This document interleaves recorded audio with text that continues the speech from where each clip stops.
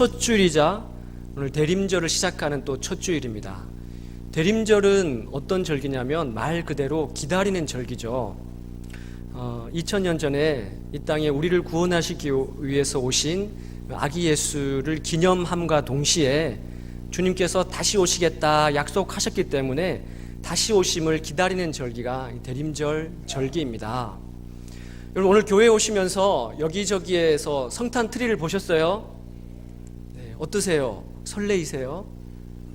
네, 성탄절이 다가오면 설레시잖아요. 설레면은 내가 아직 젊구나, 무덤덤 그런갑다, 올해도 이러면은 좀 나이가 들었구나, 이렇게. 그렇지 않죠? 설레시죠? 예, 또 올 한 해는 주님이 또 우리에게 어떤 은혜를 주실까 기대하는 성탄절 절기가 되셨으면 좋겠습니다.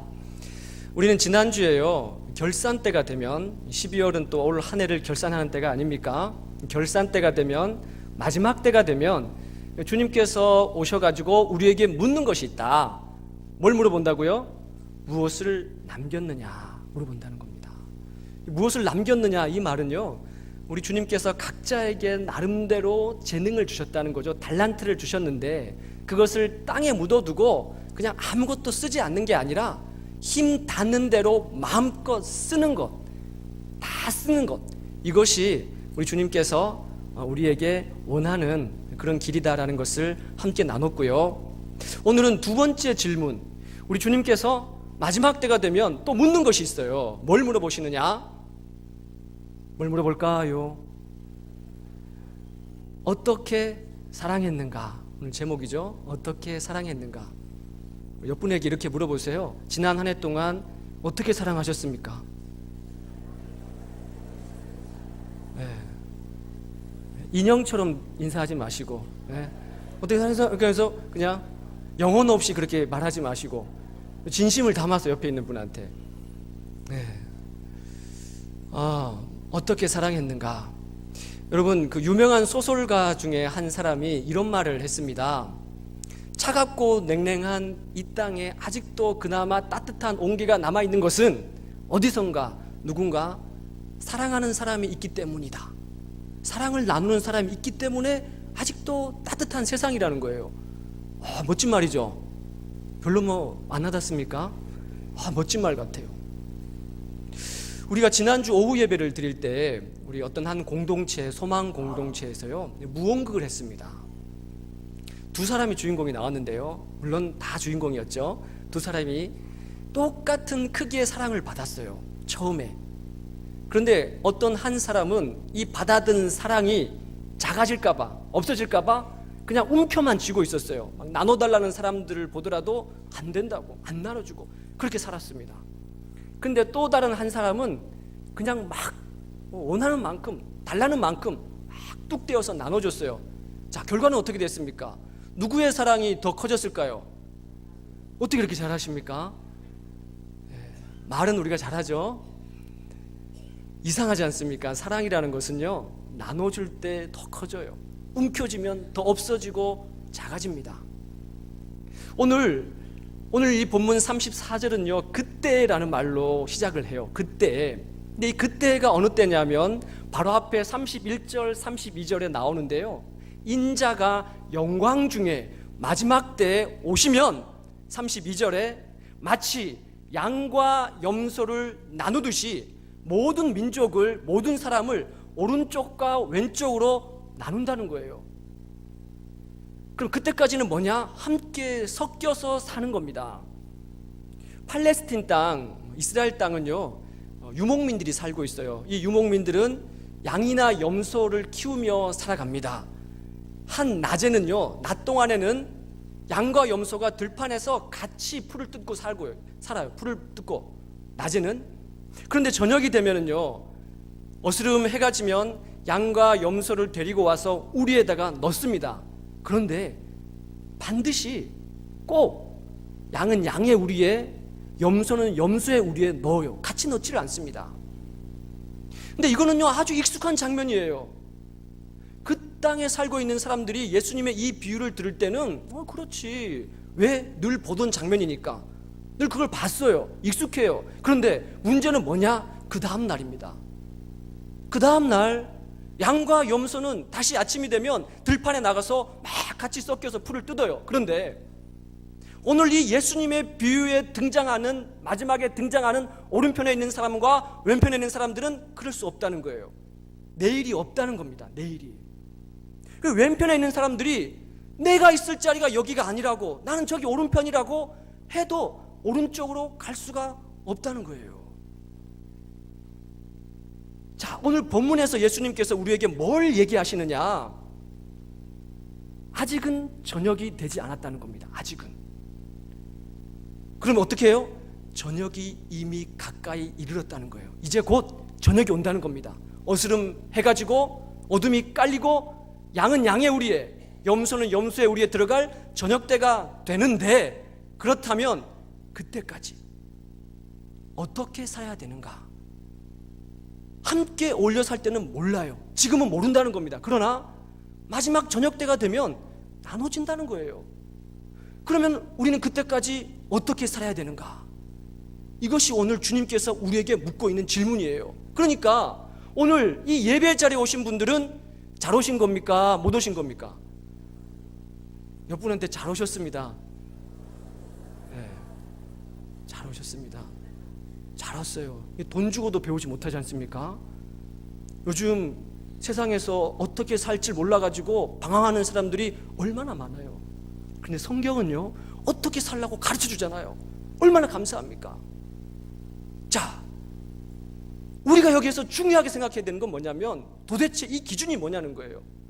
양과 염소를 나누듯이 오른편과 왼편으로 나누는데 그 기준이 뭐냐? 이게 왜 중요하냐면, 본문 34절에 보면 오른편에 있는 사람들에게는 창세로부터 너희를 위하여 예비된 하나님의 나라를 상속받으라, 이렇게 말을 하고요. 왼편에 있는 사람들에게는요, 41절에 보면 마귀와 그의 자식들을 위해서, 사자들을 위해서 예비된 영원한 불에 들어가라.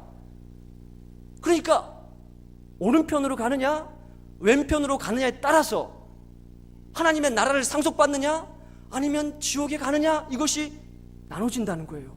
얼마나 중요한 겁니까? 이 차이는 하늘과 땅의 차이라는 겁니다. 그러므로 우리가 이 땅을 살아갈 때 어떻게 살아가야 되느냐, 어떻게 사느냐, 이것이 오른편과 왼편을 결정한다는 거예요. 자, 해답은 뭘까요? 여러분 표정을 보니까 나는 어느 편이지? 막 지금 이렇게 생각하시는 것 같아요. 35절과 36절에 해답이 나와 있어요. 거기에 보면요, 6가지 상황이 등장을 합니다. 6가지 상황. 한번 따라해 볼까요? 굶주릴 때, 목마를 때, 나그네 되었을 때, 헐벗었을 때, 병들었을 때, 옥에 갇혔을 때. 자, 이 6가지 상황이 등장하는데, 여러분, 이런 상황이 여러분 단번에 듣기에도 그냥 그렇고 그런 상황입니까? 아니면 긴급하고 시급한 상황이에요? 알기는 잘하죠, 우리가요? 긴급한 상황입니다. 뭔가 이 사람들에게 가서 빨리 어떤 걸 조치를 취하지 않으면 생명을 연장할 수 없는 긴급한 상황이에요. 요즘 같으면 119를 부르죠. 아유, 목사님, 지금이 어느 시대인데, 아니 2000년 전 그 예수님 시대나 그런 사람들이 살고 있지, 요즘 이런 시대에 누가 헐벗은 사람이 있어요? 누가 못 먹는 사람이 있어요? 목사님, 그것이 없어요. 혹시 이렇게 속으로 묻고 있는 사람이 있을 것 같아서, 교우 여러분, 지금 우리가 살고 있는 이 시대에도 그런 사람이 있을까요? 없을까요? 있습니다. 긴급한 상황에 처해 있는 사람들, 어떤 누군가로부터의 도움을 받지 않으면 살 수 없는 그런 사람들이 우리 주변에 있다는 얘기예요. 먹을 것을 주지 않으면, 마실 물을 주지 않으면, 거처할 거처를 주지 않으면, 병들었을 때 병원에 갈 수 있는 여건이 안 되기 때문에 힘겹게 살아가는, 죽어가는 우리 주변의 사람들이 있다는 얘기예요. 통계에 따르면 전 세계 인구 중에 9억 2,500만 명이 영양실조 상태에 있다고 합니다.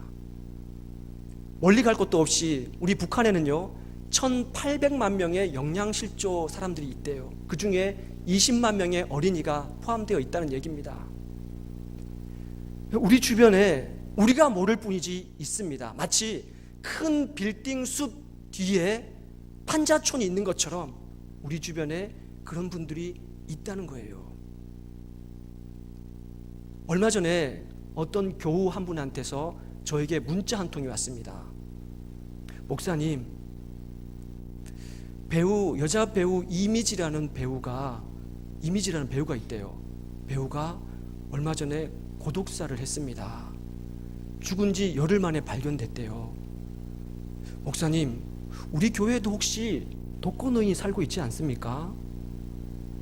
혹시 어려워서 교회를 출석하지 못하는 어르신들이 있는데 그런 분들 찾아보고 신방하고 살펴주고 있습니까? 좀 살펴줬으면 좋겠습니다 하고 문자를 누가 보내셨어요. 저는 이 이미지라는 사람이 누군지 몰랐어요. 근데 문자를 받고 검색을 해봤더니 아주 잘 알고 있는 배우더라고요. 유명한 배우예요. 나름대로 서울의 달 이런 유명한 드라마 있잖아요. 여기에도 출연하고요. 그런데 이렇게 잘 알려진 이 배우가 쓸쓸하게 홀로 고독하게 죽어갔는데 14일이 지나도록 아무도 거기를 찾지 않았다는 거예요. 몰랐다는 거예요. 동생이 어떻게 알고 수소문해서 갔더니 이미 14일이 지났다는 겁니다. 그러면서 그분은, 저에게 문자를 보낸 분은, 우리 교회에도 홀로 사시는 독거 어르신들이 있지 않겠습니까? 목사님, 그분들을 살피고 신방하는 걸 해줘야 되지 않겠습니까? 제가 그 문자를 받고 가슴이 참 먹먹했어요. 저는 제 마음속에 그런 어려운 분들을 향한 간절한 마음이 저한테 있습니다. 우리 주님께서 이 땅에 오셔서 한 걸음 한 걸음 살아가신 그 걸음 자체가 그분들을 위한 삶이셨기 때문에 그 주님을 따라 살기로 작정하고 나선 목회자인 저는 그분들에 대한 간절함, 그분들을 살펴야 되겠다는 믿음이 저한테 있어요. 그런데 혹시 내가 생각만 하고 있었던 게 아닌가? 그냥 마음으로만 간절했던 게 아닌가? 내가 이런 핑계, 저런 핑계, 바쁘다는 핑계로 그분들을 찾아보지 못한 건 아닌가? 살피지 못한 게 아닌가? 그러니까 그분의 문자를 통해서 나를 깨우쳐 주는 게 아닌가? 너무 부끄러웠어요. 내가 목사인가? 너무 부끄럽더라고요. 사랑하는 교우 여러분, 우리 주님께서 마지막 때 우리에게 묻는 질문이 있는데 어떻게 사랑했는가? 그 사랑은 첫째, 찾아가는 사랑입니다. 찾아가는 사랑. 따라해 볼까요? 찾아가는 사랑. 찾아가는 사랑이에요. 예. 여러분, 오늘 본문에 보십시오. 오른편에 있는 사람들이 이렇게 말하지 않습니까? 네가 먹을 것을 주었고 마실 것을 주었고 입을 옷을 주었고 찾아와 주었고 살펴 주었고 주었다는 거예요. 찾아와 주었다는 거예요. 그 사람들이 찾아오라고 한 게 아니라 너희들이 찾아가라는 거예요. 너희들이 찾아가라. 그런데 우리가 살고 있는 이 시대는 어떤 시대입니까? 찾아오는 사람들도 내쫓는 시대입니다. 쫓아내버리고 말아요. 제가 하루 종일 교회에 있으면요, 종종 어려운 분들이 도움을 얻기 위해서 찾아와요. 저는 이제는요, 딱 그분을 보면은 어떤 상태인가 딱 와서 느낌이 와요. 근데 얼마 전에 행색이 아주 남루한 어떤 한 분이 우리 교회를 찾아왔어요. 그분이 저한테 뭘 얘기를 하시냐면, 저 동네에서부터 우리 교회까지 십자가는 십자가대로 다 보이는 대로 들어갔다는 거예요. 그런데 아무도 도와주지 않았다는 거예요. 여러분 압니다. 그분에게 도와주면 그거 가지고 술 받아 먹을 거 알아요. 그거 가지고 흥청망청 쓸 거 다 압니다. 그런데 그분이 했던 얘기, 저기서부터 여기까지 오는데 보이는 십자가는 십자가대로 다 들어가 봤는데 아무도 도와주지 않았습니다. 그 말이 제 가슴에 남았어요. 사랑하는 교우 여러분, 우리는 피합니다. 누가복음 10장에 예수님께서 어떤 비유를 말씀하셨냐면, 저 예루살렘부터 여리고까지 여행하는 한 사람이 있었는데 이 사람이 여행을 하다가 강도를 만났어요.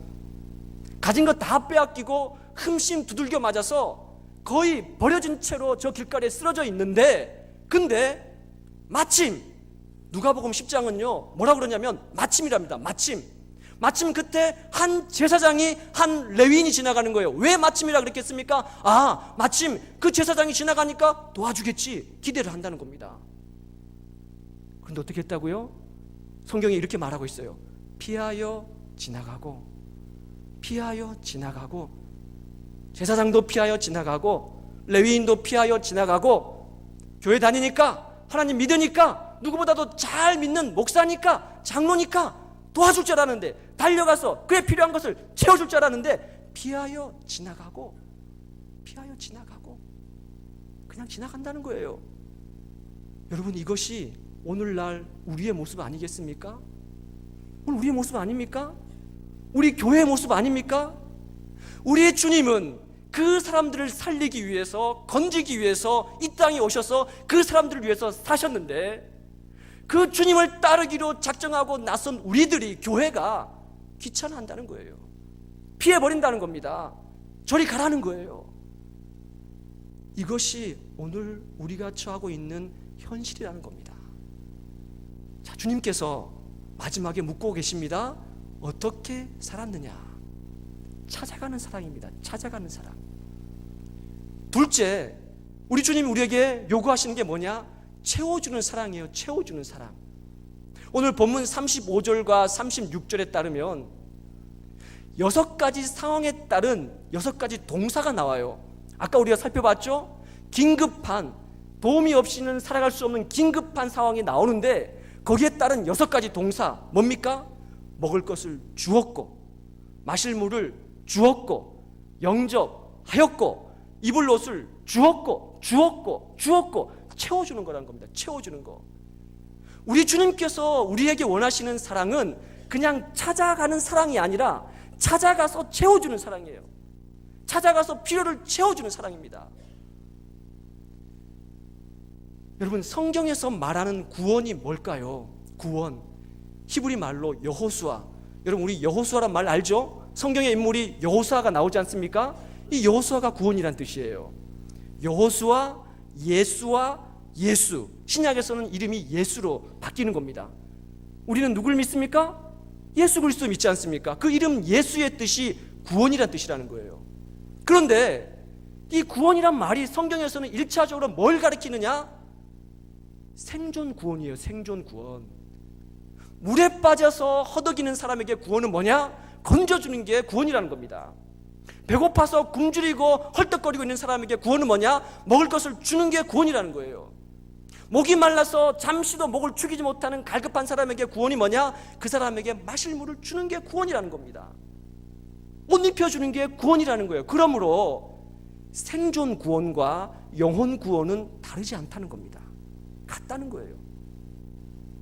오늘날 세상으로부터 우리 교회가 비난의 화살을 받는 이유가 어디에 있을까요? 여러분, 우리는요 이웃의 형편을 살피지 않아요. 찾아가서 보지 않습니다. 그들이 지금 어떤 형편에 있는지를 듣지를 않아요. 살피지 않고 듣지 않고 그들의 필요를 채우지 않아요. 그냥 우리대로 합니다. 우리대로. 우리가 생각한 대로 선심 쓰듯이 툭 던져주고, 이거면 됐겠지, 이거면 좋겠지, 이렇게 한다는 겁니다. 이것은 사랑이 아니에요. 주님께서 우리에게 말씀하시는 사랑이 아니라는 겁니다. 주님이 우리에게 물어보시는 사랑은 뭐냐? 찾아가서 필요를 듣고 채워주는 사랑. 사랑하는 교우 여러분, 지난 한 해를 돌아보십시오.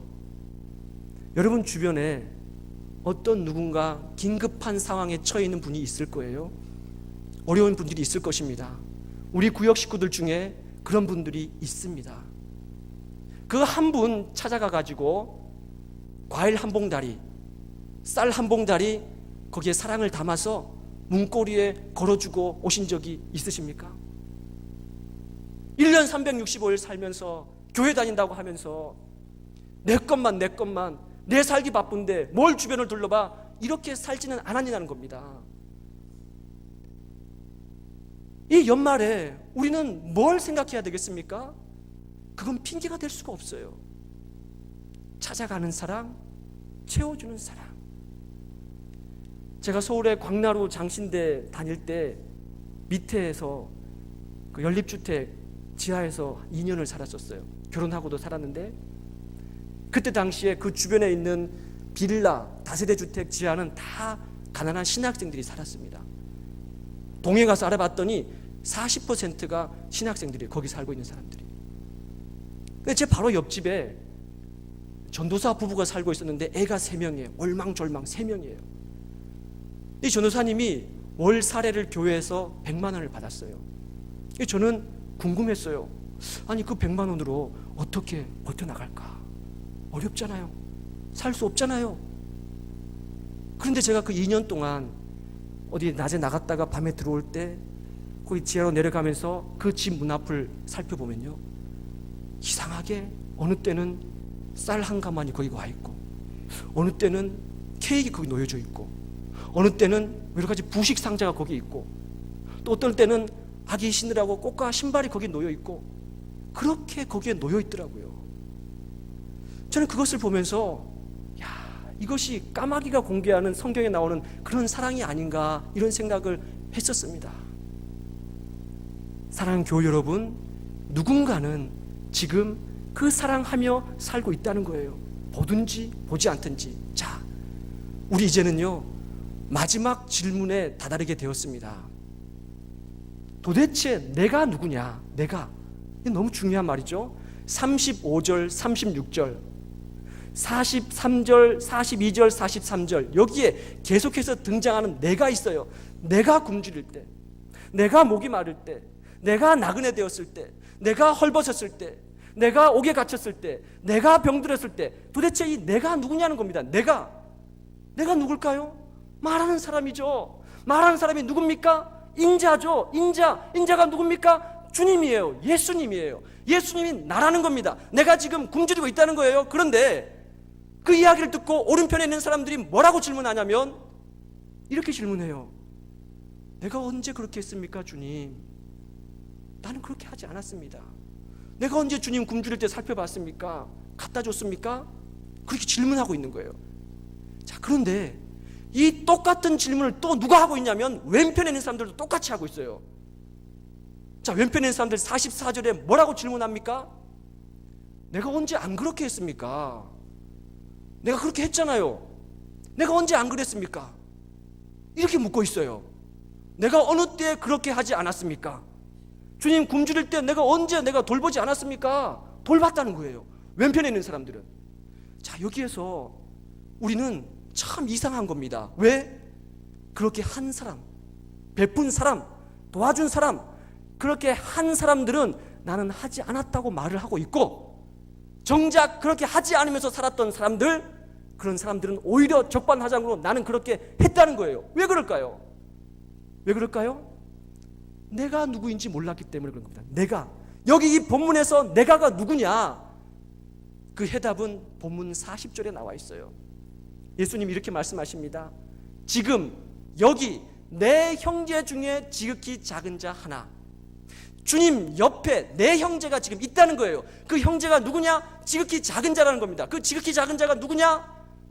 굶주린 자, 목마른 자, 나그네 된 자, 헐벗은 자, 병든 자, 갇힌 자, 이 사람이 지극히 작은 자 하나라는 겁니다. 예수님은 더 나가서 뭘 말씀하시느냐? 그 지극히 작은 자가 나라는 거예요. 주님이라는 거예요. 주님. 여러분 주변에 지극히 작은 자 하나가 있습니다. 왜요? 오늘 본문에 있다 그러잖아요. 지금 여기 내 형제 중에 지극히 작은 자 하나. 그러므로 오른편에 있는 사람들은 몰랐어요. 뭘 몰랐습니까? 그것이 주님인지 몰랐던 거예요.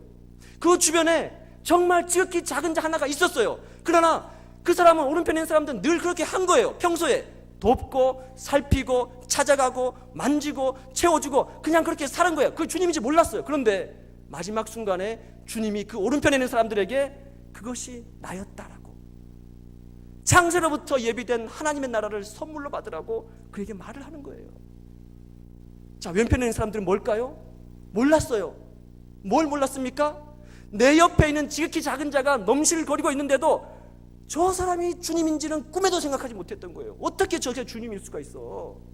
저 행색이 남루한 저 사람, 갈 것도 없고 먹을 것도 없고 아무것도 보잘것없는 저 사람이 어떻게 주님이야? 절대 주님이라고 생각하지 않았다는 거예요.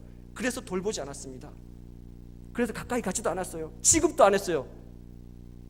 그 왼편에 있었던 사람이 생각했던 주님은 누구였겠습니까? 권력을 가진 사람들, 자기를 어떻게 해줄 수 있는 사람들, 힘이 있는 사람들, 그야말로 세상 임금들, 자기에게 뭔가 해줄 수 있는 사람을 주님이라고 생각했겠죠. 그래서 그 사람을 찾아가고 그 사람에게 갖다 주고 했는데 결국 마지막 순간에 내가 아니다 라고 주님 말씀하지 않습니까? 사랑하는 교우 여러분, 여러분 주변에 지극히 작은 자 한 사람이 있습니다. 그 한 사람 찾아가고 보살펴주고 채워주는 것, 누가 보든지 안 보든지 그렇게 하는 것, 우리 주님께서 영원한 하나님 나라를 상속받는다라고 오늘 말씀하십니다. 우리가 이 마음을 가지고 주님 오시는 그날까지 어떻게 사랑해야 되는가, 그렇게 사랑하며 살아가시는 여러분 되시기를 간절히 소원합니다. 아멘. 우리 마음이 상한 자를 우리 함께 찬양.